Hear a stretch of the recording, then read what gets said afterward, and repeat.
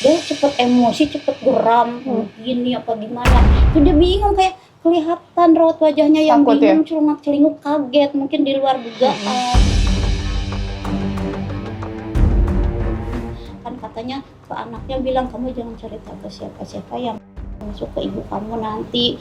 Kalau misalnya kalau babeh giniin kamu, katanya kalau misalnya kamu cerita ke siapapun, apalagi ibu kamu, babeh mau bunuh diri karena takut di penjara. Itu adiknya ini di atas nangis. Adiknya yang satu lagi umur 8 tahun, dia memang udah tidur. Nangis katanya, bangunin adiknya tuh, Arun bangun, Arun, babeh bunuh diri.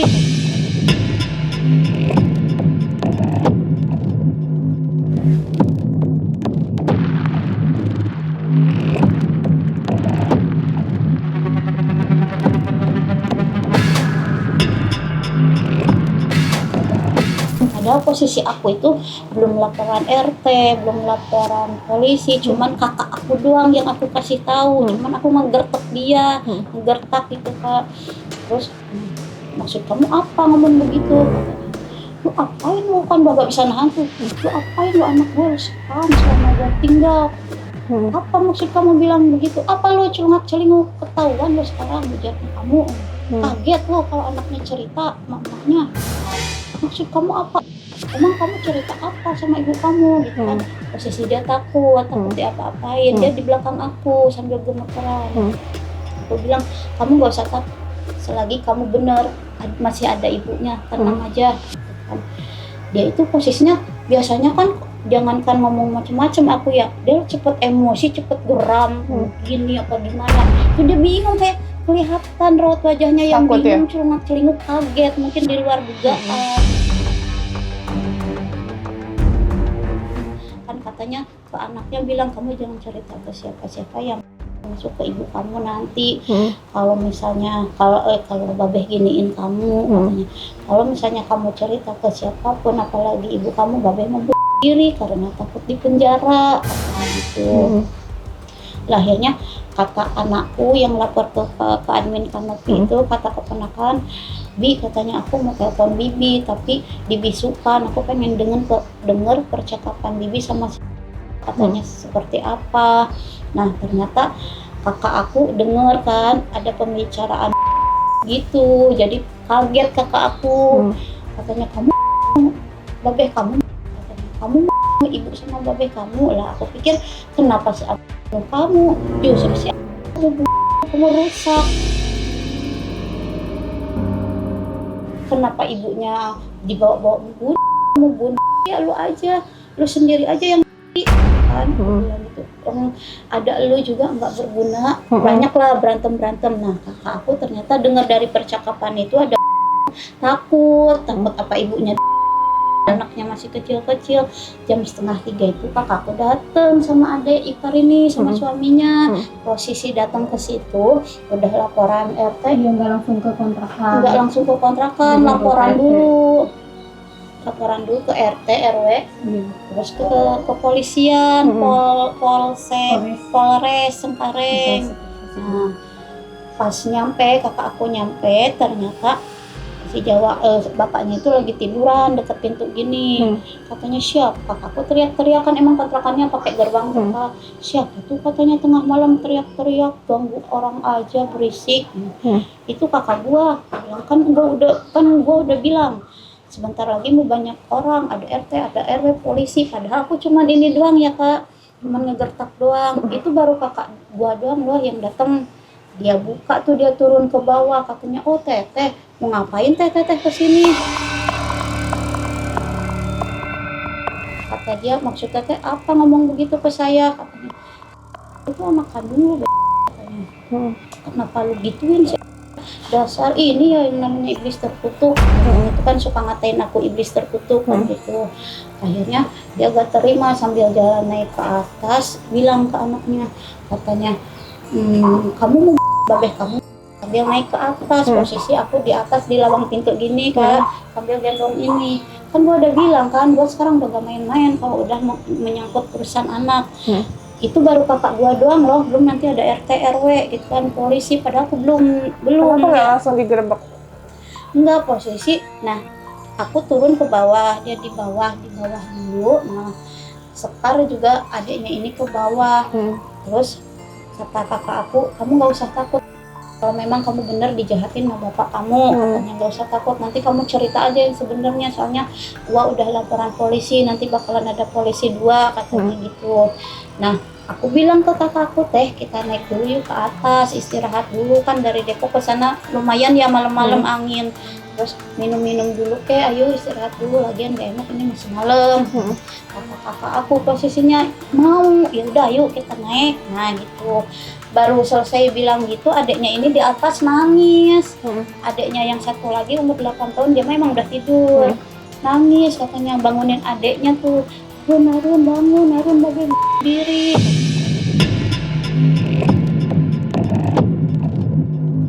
Lah kita masih di bawah bilang tuh si Sekar kenapa nangis gitu kan, ayo coba yuk kita naik ke atas. Yang duluan naik tuh kakak aku di belakangnya, ini di belakang aku masih di tangga posisinya, kakak aku udah nyampe depan situ kan. Astagfirullahaladzim 3 kali. Enggak ini Bu, enggak kenapa-napa. Dia tapi masih sadar, masih udah jadi dia masih sempat motoin dirinya itu sambil ada bacaannya, tolong laporkan ke keluargaku katanya. Dia WA ke saudaranya itu bahwa dia tolong dilaporin ke keluarganya. Akhirnya aku masih di pojok situ, itu kecil yang buat motong mangga tuh loh. Emang gak niat berarti, takut juga dia. Habis itu kenapa teh, ada apa itu? Kenapa? Kalau bayangan aku takut anakku di apa-apa, adanya ini apa takut di Kalau dia nyaman emang nggak apa-apa ya Bu? Iya, nah itu katanya si Jal dia bunuh diri, udah nancap aja di perut. Ya Allah teh, tolong teh keluarin si takut trauma ya lihat bapaknya begitu. Aduh kasihan banget ibu si tidur lagi.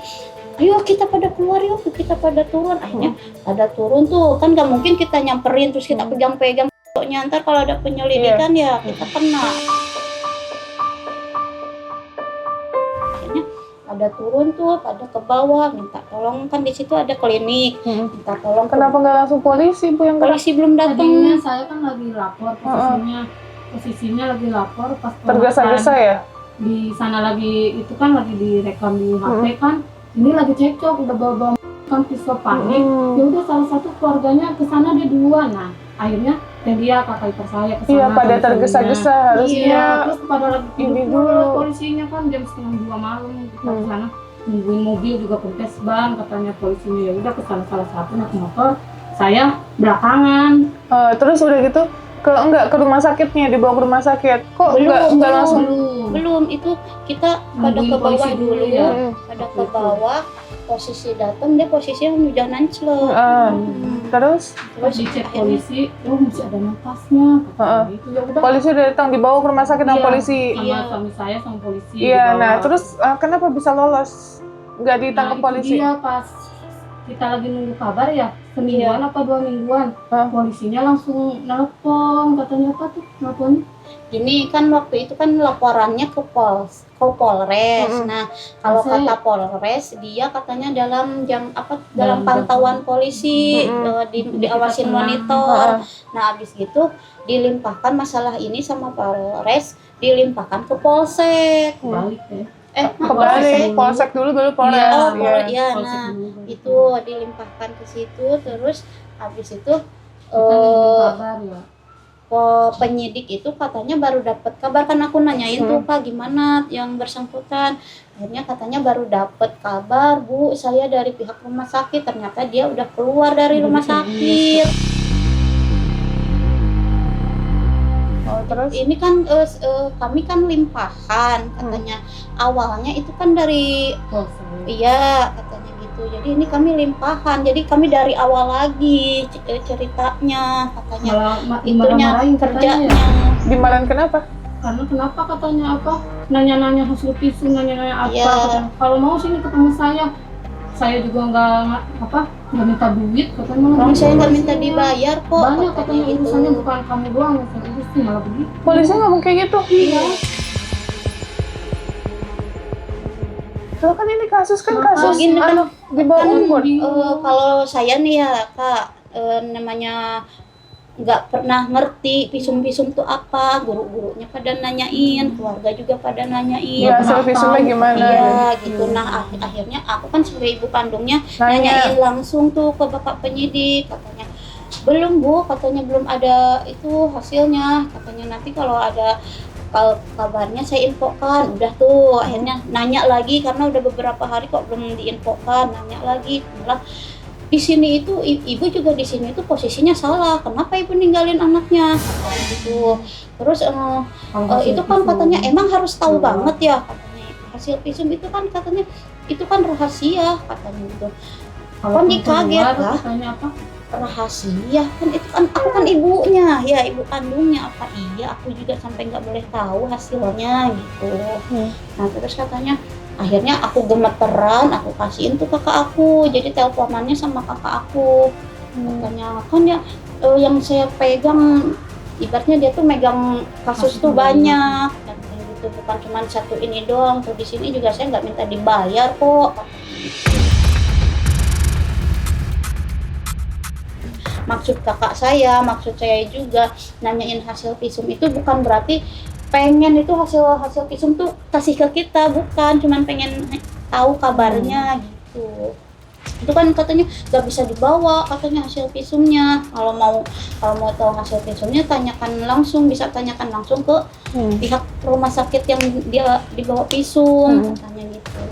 Terus adiknya sekarang sekolah Bu? Enggak, dari semenjak kejadian gitu akhirnya nggak sekolah, pada mandek semua karena kan kita ngontrak di Cengkareng sana ya Kak. Terus akhirnya yang punya kontrakan juga Selasa kejadian hari Jumatnya suruh diangkutin barang-barang tuh. Pokoknya katanya diangkutin barang-barangnya hari Jumat, mau ada yang ngontrak katanya gitu kan. Keluar musyawarah tuh aku sama kakak sama adik, gimana nih posisinya, mana nggak punya uang sama sekali, mana itu suruh dikosongin. Kakak aku juga bingung, dia kan kerja di komplek ya Kak, posisinya dia juga tinggal di rumah bosnya, kan nggak mungkin nih nampung banyak kan di rumah bosnya. Akhirnya dikontrakin dulu tuh di sini sementara, barang-barang bawa ke sini. Gitu. Kakak aku sewa mobil, bayar ini kontrakan. Oke. Berarti intinya ini ibu sementara tinggal di sini. Awalnya di Cengkareng gitu. Nah, terus anak ibu yang lain di mana? Ada di bawah di sini. Oke. Nah, sekarang posisi pelaku nggak tahu ada di mana, kata ibu. Iya, diduga itu di rumah keluarganya. Iya, tapi nomor teleponnya juga nggak bisa dicek karena handphonenya juga dibawa sama ibu ya. Ada yang kemarin sempat ada nomor baru tuh. Ada, iya. Semenjak dia habis keluar dari rumah sakit, ini kan bikin status, ternyata bapaknya itu lihat status anaknya, udah gitu bapaknya itu pakai profil dia, dan dia kaget, ibu kok babe katanya lihat profil lihat status aku, katanya yang bener, aku bilang mana coba lihat, iya bener, pas dia WA babe ini aku, cuma jawab di blok terus diganti. Karena itu 1 bulan lebih Bu. Iya. Dari 22 September, Senin malam Selasa, tanggal 23-nya diproses kan. Itu nyampe sekarang kan udah lewat ya tanggal 23, udah sebulan. Polisi bilangnya apa? Iya katanya aku disuruh nyari itu alamat RT, RW sama nomor rumahnya lengkap. Jadi kita katanya biar gampang bikin surat panggilan buat yang bersangkutan. Jadi kalau ibu nggak tahu apalagi saya, katanya. Kan harusnya polisi Bu yang kerja. Nggak tahu, makanya bingung. Katanya gimana sih sebenarnya? Ya bikin nanti kabar ya. Kamu gimana? Kamu jangan dipendem-pendem kalau sedih-sedih gitu ya. Maksudnya nanti kamu udah ada pendampingan ini belum Bu, psikolog Bu? Udah. Gimana Bu katanya? Trauma. Kata hasilnya apa? Katanya nanti kalau misalnya nanti ambar dampaknya seperti apa, bisa ada lanjutan dipanggil lagi. Oke. Nah, kamu gimana ngerasanya? Sekarang perasaan kamu gimana? Hah? Sedih. Sedih sama kesel, Kak. Kamu mau bapak kamu diapain? Dimasukin penjara. Kamu mau bapak kamu dimasukin penjara? Coba kalau ada bapak kamu mau ngomong apa? Kalau ada bapak aku takut ketemu dia sih, Kak. Iya. Mau, ini kan di kamera. Kamu mau ngomong apa sama bapak kamu kalau misalnya bapak kamu ada? Aku mau ngomong, Babe harus di penjara mendapatkan hukuman yang setimpal. Aku pengen ngomong kayak gitu. Ini kelas berapa? Umur berapa sih, Bu? 12. 12, berarti Kelas 5. kelas 5 SD. Iya. Berarti dari umur 6 tahun sudah dilakukan gitu, berarti berapa tahun tuh, Bu? Udah, iya. Itu 6 tahun tuh cuman katanya enggak dulu. Iya, tapi sama kan itu, Iya. bentuk juga gitu loh. Jadi 6 tahun, sekarang umur 12.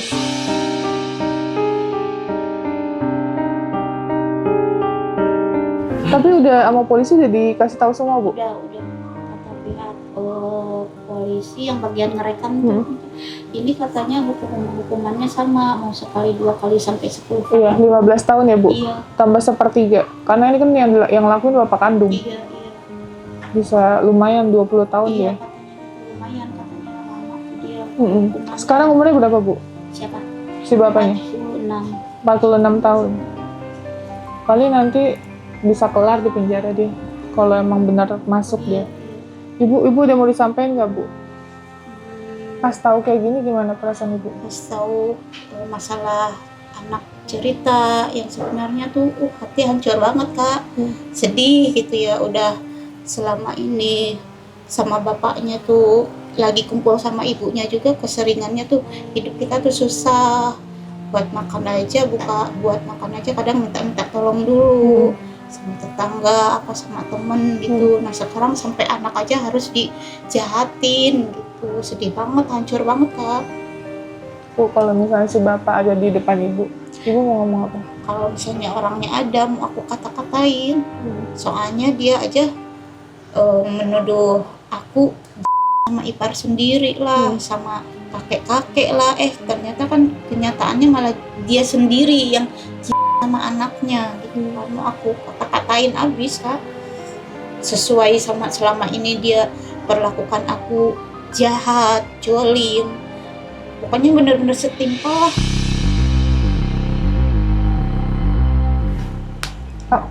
Mau aku balik-balikin semua ucapan dia. Apa harapan Ibu? Harapannya supaya dia dapat hukuman seberat-beratnya, yang setimpal sesuai dengan perbuatannya. Udah nggak ada ampun lagi lah, sekarang udah habis kesabaran. Soalnya kalau buat jahat sama aku sendiri pribadi nggak apa-apa, tapi karena udah menyangkut anak iya, udah nggak bisa. Jadi ini pelaporannya di Polres Cengkareng. Tadinya di Polsek. Ya mungkin ketidaktahuan ya, karena Polsek itu kan nggak bisa tindakan yang seperti ini gitu. Jadi ya besar harapan saya Polres Cengkareng ini bisa menindaklanjuti, dan mungkin abis ini saya akan telepon Komnas Perlindungan Anak, akan menceritakan kronologinya. Dan semoga nanti kita akan ada pendampingan ke rumah si bapaknya saat ini ya. Nanti coba kita cek lokasi ada di mana. Nanti kita info lagi. Tapi yang jelas ini sih harus ditindaklanjuti. Ya kalau bisa langsung dibawa, mungkin langsung dibawa. Kenapa? Karena kan udah ada cukup bukti ya. Bukti yang jelas, bukti chat gitu. Terus hasil visum. Tapi mungkin video pengakuan bapaknya itu yang belum ada ya, Bu. Nggak direkam waktu itu ya. Mungkin untuk edukasi juga ketika ada hal itu terjadi, jangan tergesa-gesa ya, jangan tergesa-gesa kalau mau pelaku segera ditangkap. Karena kalau udah kayak gini sebenarnya agak susah untuk mencari, karena kan pelaku nih nggak lumpuh gitu, dia bisa kabur, bisa pergi kemana aja. Jadi tetap harus melibatkan aparat setempat dan kepolisian, dan harusnya segera diamankan gitu untuk dimintai keterangan. Harusnya seperti itu, dan semoga juga nih keluarganya tidak boleh menutupi. Karena ada undang-undangnya juga, kalau ada yang menutupi pelaku tindak kejahatan itu akan ada pidananya ya.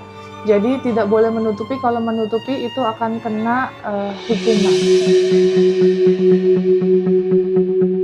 Jadi semoga sih keluarga yang lain bisa kooperatif ya untuk tidak menutupi, tidak ikut campur urusan ini, karena yang melakukan ini adalah si pelaku. Keluarganya nggak ada ikut campur. Maksudnya ya ini kan hukuman yang untuk si pelaku ini gitu. Jadi dia harus dapat hukuman yang setimpal menurut saya. Malah kalau bisa seumur hidup ya, atau hukuman kebiri sekarang.